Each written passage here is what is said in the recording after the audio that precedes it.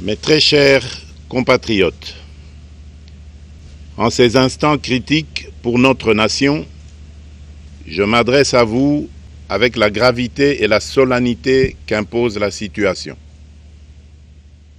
L'Est de notre pays, en particulier les provinces du Nord Kivu, du Sud Kivu et de l'Ituri, fait face à une aggravation sans précédent de la situation sécuritaire. Les forces de défense du Rwanda, en soutien de leurs marionnettes du M23, poursuivent leur entreprise terroriste sur notre territoire, semant la terreur et la désolation parmi nos populations. Je partage avec vous la douleur et l'indignation face à ces attaques barbares. Ces actes ne sont pas seulement une attaque contre la République, mais une offense à l'histoire et à la dignité de notre peuple. En ces moments difficiles, je vous appelle à la résilience et surtout à la résistance. Face à cette situation, permettez-moi de vous rassurer. Une riposte vigoureuse et coordonnée contre ces terroristes et leurs parrains est en cours. Nos vaillantes forces armées de la République démocratique du Congo, symboles de courage et de patriotisme, sont pleinement mobilisées, prêtes à défendre chaque centimètre de notre territoire. J'ai personnellement convoqué et présidé des réunions de crise avec une équipe restreinte du gouvernement, le haut commandement militaire ainsi qu'une réunion interinstitutionnelle afin d'évaluer les récents développements de la situation et de lever les options pour repousser les agresseurs et reconquérir chaque parcelle de notre territoire. À cet effet, j'ai nommé ce 28 janvier le général-major Évariste Somo Kakule au poste de gouverneur militaire du Nord Kivu pour renforcer la coordination des opérations militaires et restaurer l'autorité de l'État. Parallèlement, nous avons engagé d'importantes démarches diplomatiques, notamment au sein du Conseil de sécurité des Nations Unies, ainsi que dans le cadre du processus de paix de Luanda, auquel nous restons pleinement engagés malgré les obstacles. Nous privilégions la voie du dialogue, mais toujours avec lucidité, tout en restant fermement résolus à défendre notre territoire et notre souveraineté par tous les moyens nécessaires. Mais ce combat n'est pas seulement celui des FARDC. C'est le combat de tout un peuple, le combat de notre identité congolaise, afin de léguer aux générations futures un pays prospère et en paix. À tous nos compatriotes, dans chaque province, chaque ville, chaque territoire et chaque village, ainsi que ceux de la diaspora, sans distinction d'appartenance ethnique ou politique, unissons nos efforts. Apportons un soutien indéfectible, moral et matériel à nos vaillants soldats. Mobilisons-nous comme un seul homme pour défendre notre souveraineté et sauvegarder notre intégrité territoriale. Je suis pleinement conscient des souffrances de nos compatriotes qui fuient les hostilités. Le gouvernement est instruit d'activer le plan d'urgence humanitaire pour venir en aide aux déplacés. À vous, habitants de Goma et des environs, je ressens profondément votre douleur qui est aussi la mienne. Elle traverse nos cœurs et nos âmes en tant que fils et filles d'une même patrie.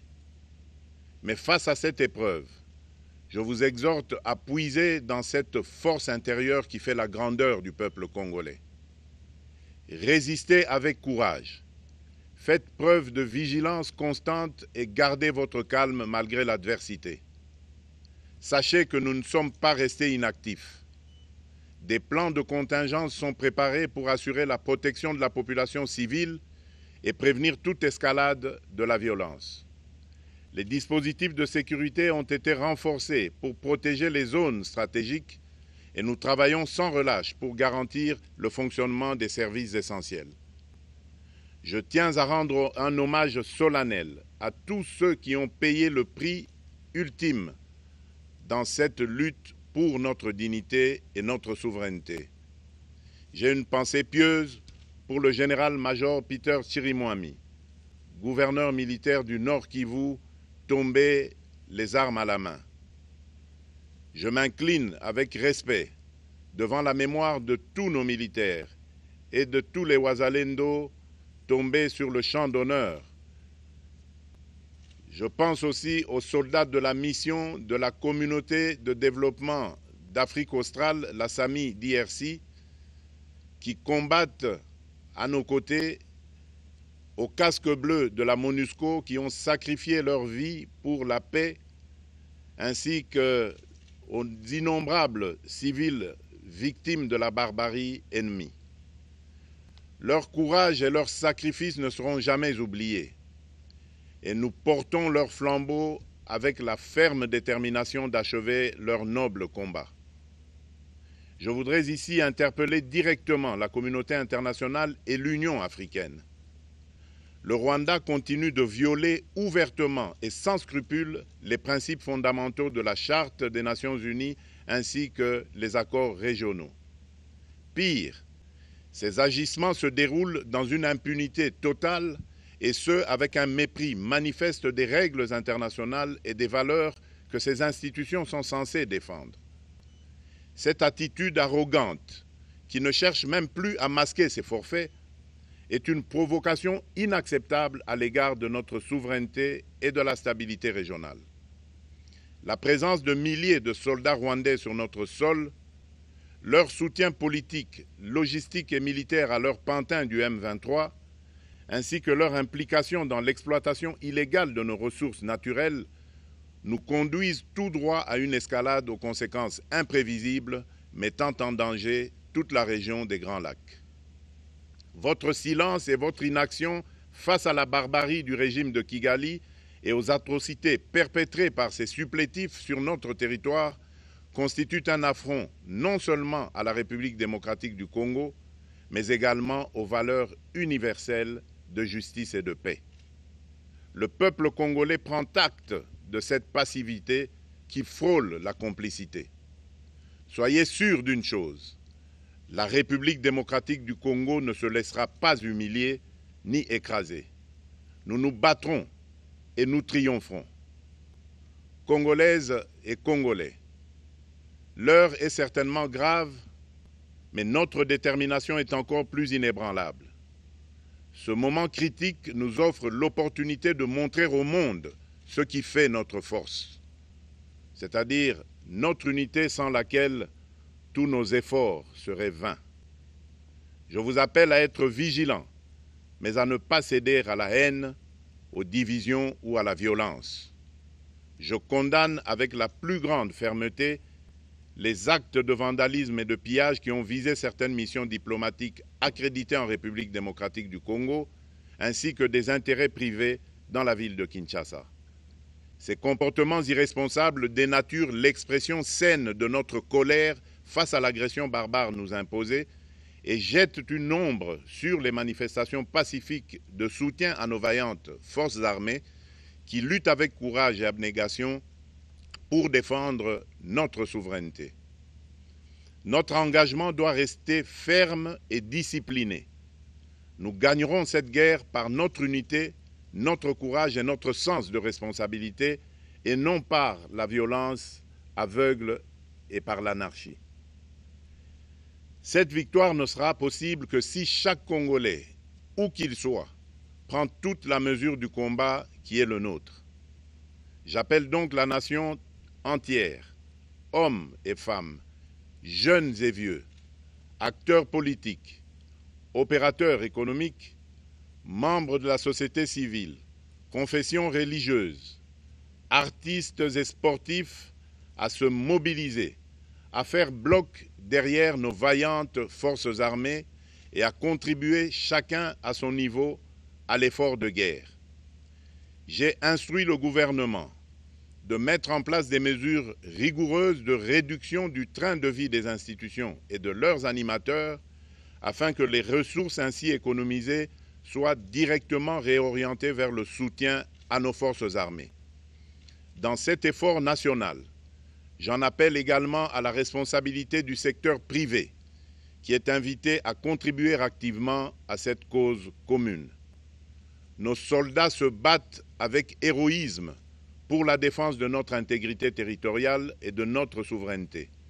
Ils ont besoin de notre soutien total, qu'il soit moral, matériel ou logistique. À la jeunesse congolaise, pilier et espoir de notre nation, je vous exhorte à répondre massivement à l'appel de la patrie. Le moment est venu de vous lever, de mettre votre énergie et votre créativité au service de la nation. Nous devons renforcer nos rangs et chaque jeune Congolais prêt à défendre son pays a une place au sein de nos forces armées. Enrôlez-vous massivement dans l'armée. Vous êtes le fer de lance de notre projet et votre mobilisation est déterminante pour la victoire finale. Aux braves populations du Nord Kivu, du Sud Kivu et de l'Ituri, vous êtes le symbole de la résilience congolaise, une source d'inspiration pour toute la nation. Vous n'êtes pas seuls dans cette épreuve. La République tout entière se tient à vos côtés, unie dans l'espoir et la lutte. Ensemble, nous ferons face et surmonterons cette épreuve. À nos vaillantes forces armées et aux vaillants patriotes Wazalendo, véritables sentinelles de la souveraineté nationale, je rends un hommage appuyé et vous exprime au nom de toute la République notre reconnaissance infinie et notre fierté inébranlable. Votre bravoure, votre discipline et votre engagement sans faille inspirent et mobilisent tout un peuple déterminé à défendre son territoire. Sachez-le, la République ne vous abandonnera jamais. Votre combat est le nôtre et vos sacrifices ne seront jamais oubliés. Vous incarnez l'honneur de la nation congolaise. À tous mes compatriotes, d'ici et de la diaspora, la République démocratique du Congo ne pliera pas. La République démocratique du Congo ne reculera pas. Je ne vous abandonnerai jamais. J'en fais ici le serment. Le soleil n'a pas cessé de briller sur notre patrie. Ensemble, main dans la main, nous surmonterons cette tempête et nous ouvrirons une ère nouvelle de paix et de prospérité pour les générations futures. Que Dieu bénisse la République démocratique du Congo et son peuple. Je vous remercie.